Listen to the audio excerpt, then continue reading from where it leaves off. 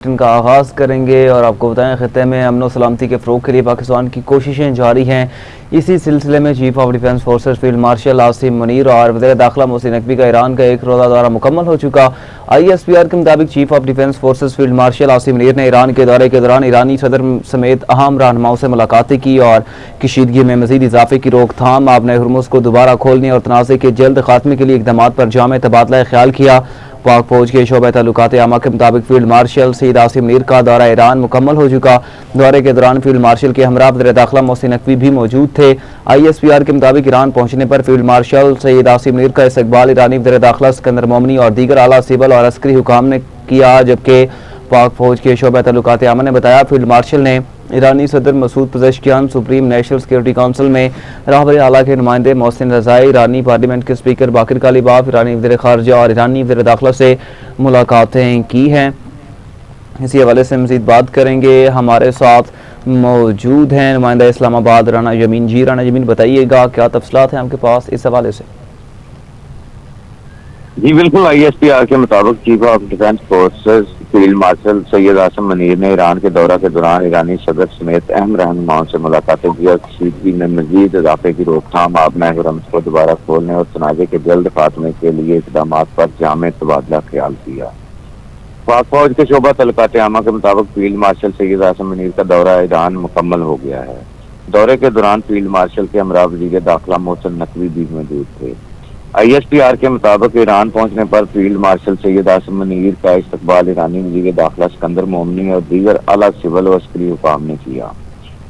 ISPR ने बताया कि फील्ड मार्शल ने ईरानी सदर Masoud Pezeshkian, supreme national security council में रहबर आला के नुमाइंदे मोहसिन रज़ाई, ईरानी पार्लियामेंट के स्पीकर बाकिर कालीबाफ, ईरानी वज़ीर ख़ारजा और ईरानी वज़ीर दाखिला से मुलाकातें की। ISPR के मुताबिक मुलाकातों में कशीदगी में मजीद इजाफे की रोकथाम, आबना हुर्मुज़ को दोबारा के जल्द खात्मे के लिए इक़दाम पर जामे तबादला ख्याल किया गया। दोनों जानब से इलाकाई अमन और तनाज़ात के मुज़ाकरात के जरिए हल के तरीक़ाकार पर भी तबादला ख्याल किया गया। ISPR के मुताबिक ईरानी क़यादत ने मुज़ाकरात कशीदगी में कमी और तनाज़े के पुरअमन हल में सहूलत कारी के लिए पाकिस्तान के तामीरी किरदार और मुख्तलिफ़ाना कोशिशों को सराहा। जी रहा, बहुत शुक्रिया आपका तफसीलात से आगाह करने के लिए।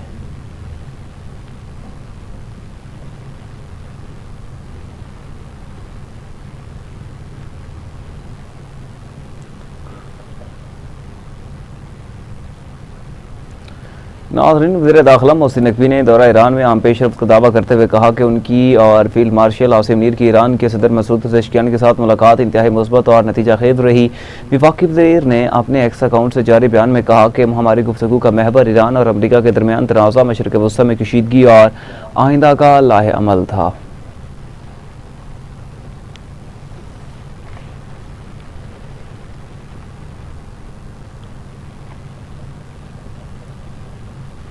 तर्जुमान ईरानी वज़ारत ख़ारजा इस्माइल बकाई ने कहा कि पाकिस्तान ख़ित्ते में कशीदगी के खात्मे के लिए कोशिशें कर रहा है।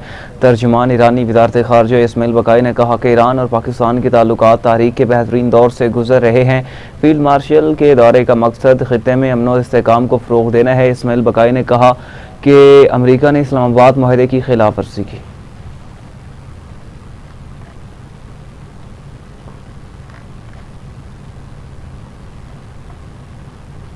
ईरानी फ़ौज के सरबराह जनरल अमीर हातमी ने कहा कि ईरान 20 साल तक भी जंग लड़ने के लिए तैयार है। ईरानी फ़ौज के सरबराह जनरल अमीर हातमी ने कहा कि दुश्मन को किसी सूरत कामयाब नहीं होने देंगे।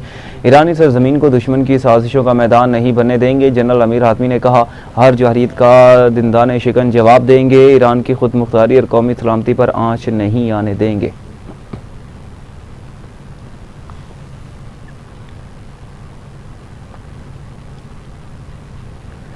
ईरान ने अमरीकी तवानाई मराकज़ को निशाना बनाने का इंतबाह जारी कर दिया। हुसैन मुहिबी ने कहा कि ईरान पर हमला हुआ तो शदीद जवाब देंगे। ईरानी इंफ्रास्ट्रक्चर पर हमला, अमरीकी मफादात निशाने पर होंगे। ईरान की मिसाइल पैदावार बदस्तूर जारी है। उन्होंने कहा, ईरान की दिफाई सलाहियतें बरकरार हैं, अमरीकी मकासद नाकाम हो चुके हैं।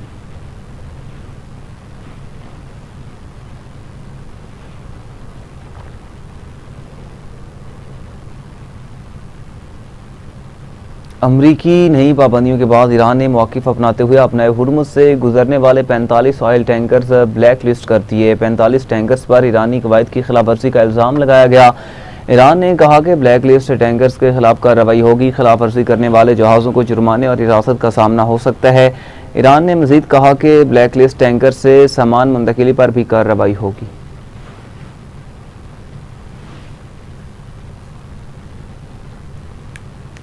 यहाँ पे शामिल करेंगे एक शॉर्ट ब्रेक, हमारे साथ रहिएगा। वेलकम बैक नाज़रीन, आगे बढ़ें और आपको बताएं हौसियों ने सऊदी ऑयल टैंकर को निशाना बनाने का दावा कर दिया। हौसियों ने कहा कि टैंकर को यम्बी के करीब निशाना बनाया गया। मैरीटाइम हुकाम ने आमजन पर हमले की तस्दीक करते हुए कहा कि तमाम अमला महफूज है। आमजन टैंकर हमले में कोई जानी नुकसान नहीं हुआ। मैरीटाइम हुकाम ने मजीद बताया कि हमले के बाद टैंकर पर आग भड़क उठी।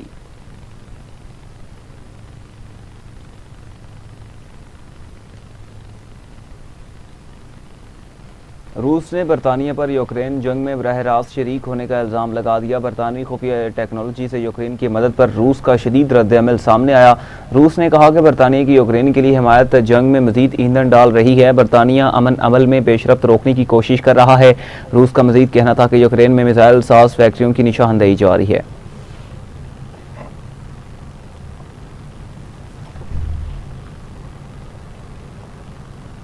आज़ाद जम्मू कश्मीर कानून साज असम्बली के नए स्पीकर और डिप्टी स्पीकर का इंतखाब आज होगा। आज़ाद कश्मीर कानून साज असम्बली का इजलास स्पीकर चौधरी लतीफ़ अकबर की ज़ेर सदारत मुनक्किद होगा, जिसमें नए स्पीकर और डिप्टी स्पीकर के इंतखाब का अमल मुकम्मल किया जाएगा। शेड्यूल के मुताबिक कागजात नामजदगी सुबह 10 बजे से 11 बजे तक जमा कराए जा सकेंगे। कागजात नामजदगी की जाँच पड़ताल सुबह 11:15 पर की जाएगी। अपडेट देंगे आपको नाज़रीन। आज़ाद जम्मू कश्मीर कानून साज असम्बली के नए स्पीकर और डिप्टी स्पीकर का इंतखाब आज होगा। आज़ाद कश्मीर कानून साज असम्बली का इजलास स्पीकर चौधरी लतीफ़ अकबर की ज़ेर सदारत मुनक्किद होगा, जिसमें नए स्पीकर और डिप्टी स्पीकर के इंतखाब का अमल मुकम्मल किया जाएगा। शेड्यूल के मुताबिक कागजात नामजदगी सुबह 10 बजे से 11 बजे तक जमा कराए जा सकेंगे। कागजात नामजदगी की जाँच पड़ताल सुबह 11:15 पर की जाएगी।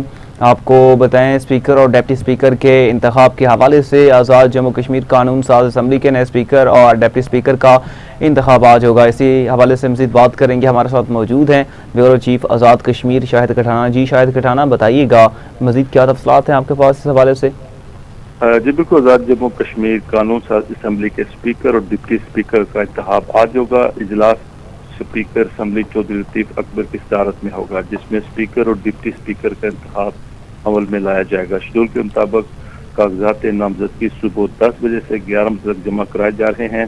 कागजात नामजदगी की जांच पड़ताल 11 बजे तक की जाएगी। उम्मीदवारों की जानिब से कागजात नामजदगी वापस लेने के लिए आखिरी वक्त 11:45 मुकर्रर किया गया है। कागजात नामजदगी वापस लेने के बाद उम्मीदवारों की खत्मी लिस्ट 12 बजे जारी की जाएगी। शेड्यूल के मुताबिक स्पीकर का इंतखाब 2 बजे होगा, जबकि डिप्टी स्पीकर के लिए वोटिंग 3 बजे होगी। स्पीकर और डिप्टी स्पीकर हल्फ भी आज ही होगा। जराये का कहना है कि पाकिस्तान मुस्लिम लीग नून की जानिब से चौधरी तारिक फारूक और पाकिस्तान पीपल्स पार्टी की जानिब से कासिम मजीद को स्पीकर के लिए नामजद किया गया है। जी नामजद किया गया है, बहुत शुक्रिया आपका।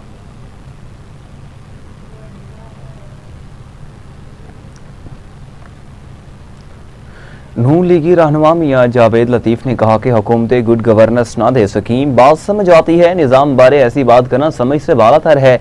TV टुडे के प्रोग्राम तमाशा मेरे आगे में एंकर पर्सन उस्मान नवान और सीनियर तजज़ियाकार हफीज़ुल्लाह नियाज़ी के साथ गुफ्तगू करते हुए साबिक वफाकी वज़ीर मियां जावेद लतीफ़ ने कहा कि जब कौमी सियासी जमातें कमज़ोर होती हैं तो मुल्क कमज़ोर होता है।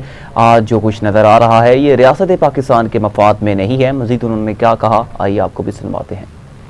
कि बड़ी बदकिस्मती है कि जब ये कहा जाता है कि ये निज़ाम बैठ गया, ये निज़ाम कमज़ोर है या इस निज़ाम पे दबाव बहुत है। इस निज़ाम पे दबाव कब नहीं था और ये कब निज़ाम आज़ाद था? हुकूमतें जो हैं वो गवर्नेंस नहीं दे सकती, वो कुछ डिलीवर नहीं अगर कर पाती, वो मौजूदा हों या साबका हों। आप उनको ये ब्लेम कर सकते हैं, आप उनको ये कह सकते हैं कि फ़लाँ जमात की हुकूमत ने कुछ डिलीवर नहीं किया या तो अक़वाद पे पूरा नहीं उतरी। मगर आप निज़ाम के बारे में जब ये करते हैं ये बात, तो वो समझ से बालातर है। उसकी वजह कि आपने जितने साल हो गए, मेरा 78 साल पाकिस्तान को बने, तो 78 ही आप तकरीबन निज़ाम आजमा चुके हैं या तजर्बे कर चुके हैं, तो आज फिर अगर किसी को कोई नया तजर्बा करने की ज़रूरत है तो वो अलग बात है। मगर मैं बड़ा क्लियर हूँ कि निज़ाम में गुंजाइश है, यही निज़ाम डिलीवर कर सकता है। और अगर आप मौजूदा हुकूमत के हवाले से जमात की बात करती हैं तो मैं नहीं समझता कि कोई भी नेशनल जमात इस पोजीशन में रह गई है कि वो जमात जो है डिलीवर कर पाए।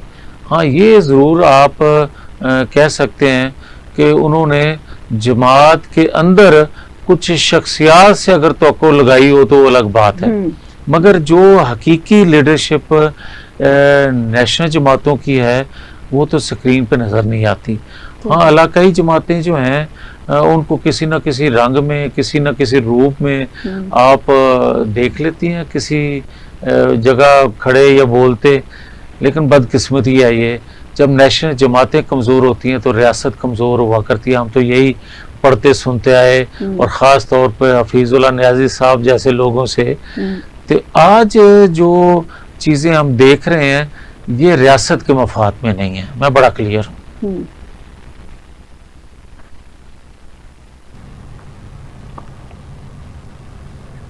पेट्रोलियम मसनूआत की कीमतों में इजाफे के खिलाफ जमात इस्लामी का धरना 10वें रोज़ भी जारी है। हाफिज़ नेमुर रहमान ने कहा, जमात इस्लामी का धरना मजीद तौल दिया जाएगा। धरने के शुरा से खिताब करते हुए हाफिज़ नेमुर रहमान ने कहा, हैदराबाद समेत दीगर इलाकों में भी धरने शुरू हो चुके हैं। बलूचिस्तान में 22 अगस्त को एहतजाजी मुजाहरे किए गए और 29 अगस्त से वहाँ धरना शुरू किया जाएगा।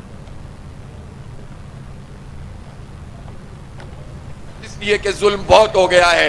मैं फिर दोहराता हूं कि ये जो कुछ लेवी भत्ते के नाम पर तमाशा हो रहा है ये नाजायज है। ये 1961 के एक एक्ट को बुनियाद बनाकर इन्होंने ये इम्पोज किया हुआ है, और अब तक पाकिस्तान के गरीबों से, पाकिस्तान के मुतवस्सित तबके के लोगों से, पाकिस्तान के तालिब इल्मों से, बाइकियां चलाने वालों से, राइडर से, किन लोगों से? वो लोग के जो जिनकी आमदनी टैक्सेबल नहीं है, वो लोग के जो मजदूर हैं और किसान हैं, बहुत सारे उनमें ऐसे हैं जिनको जो ज़कात के मुस्तहिक हैं। उन सब लोगों से हर लीटर पर हुकूमत भत्ता लेती है, जग्गा टैक्स लेती है, और 130 रुपए एक लीटर पर ये भत्ता वसूल कर रहे हैं, जिसमें से 80 रुपए से जायद का लेवी का भत्ता है। और ये लेवी क्या है?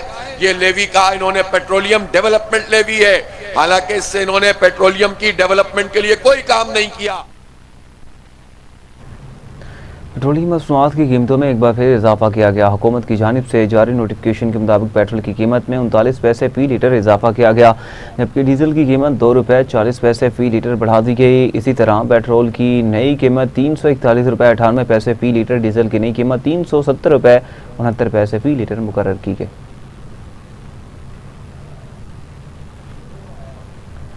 आगे बढ़े और आपको बताएं, चिल्ड्रन अस्पताल में बच्चों के लिए सूबे का पहला बर्न यूनिट तैयार कर लिया गया। तर्जुमान महकमा सेहत पंजाब के मुताबिक बच्चों के लिए सूबे का पहला बर्न यूनिट तामीर किया गया, जो 30 बिस्तरों पर मुश्तमिल है, जबकि 8 ICU बेड्स और 3 ऑपरेशन थिएटर्स इस यूनिट में शामिल हैं। तर्जुमान के मुताबिक बर्न यूनिट के लिए कंसल्टेंट स्टाफ भर्ती कर लिया गया और मेडिकल अफसरान तैनात हैं। तर्जुमान के मुताबिक बर्न यूनिट में नर्सिंग और पैरा मेडिकल स्टाफ को तैनात कर दिया गया। अपडेट देंगे आपको, चिल्ड्रन अस्पताल में बच्चों के लिए सूबे का पहला बर्न यूनिट तैयार कर लिया गया।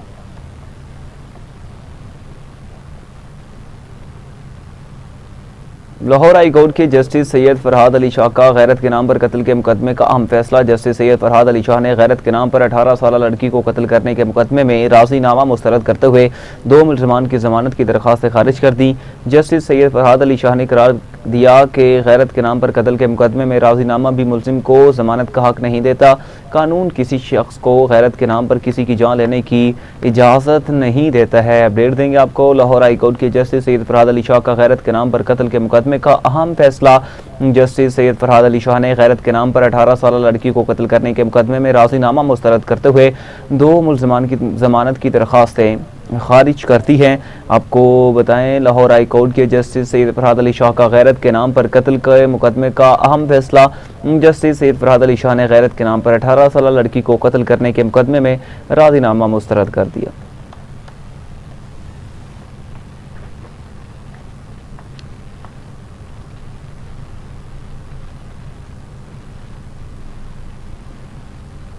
फैसलाबाद में सीसीडी से मुबैना मुकाबले में 2 डाकू हलाक। पुलिस हुकाम ने बताया कि प्रोखियाँ वाला के करीब डाकुओं और पुलिस के दरमियान फायरिंग का तबादला हुआ। 2 तरफा फायरिंग के तबादले में 2 डाकू मौका पर मारे गए जबकि 2 मौका से फरार हुए। पुलिस ने कहा कि हलाक डाकुओं की शिनाख्त जीशान और गुलफाम के नाम से हुई। हलाक डाकू पुलिस को डकैती, चोरी, राहजनी और दीगर संगीन मुकदमात में मतलूब थे।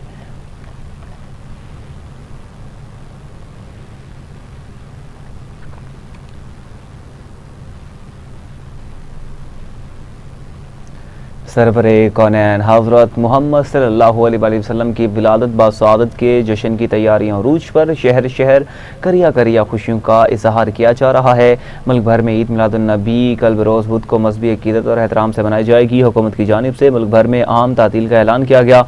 इस दिन की मुनासबत से सीरत नबी के मौजू पर सेमिनार्स, कॉन्फ्रेंसेस और महफ़िल-ए-नात का एहतमाम किया जाएगा।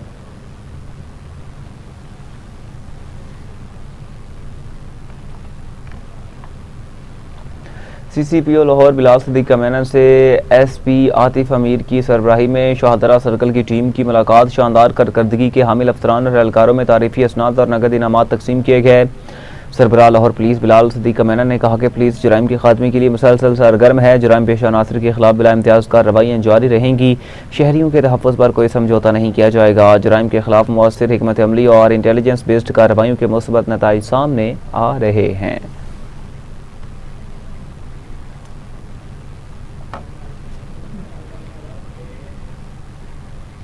इसी के साथ न्यूज़ स्टूडियो से फिलहाल इतना ही। मज़ीद खबरों की तफसीलात और अपडेट्स के लिए देखते रहिए TV टुडे।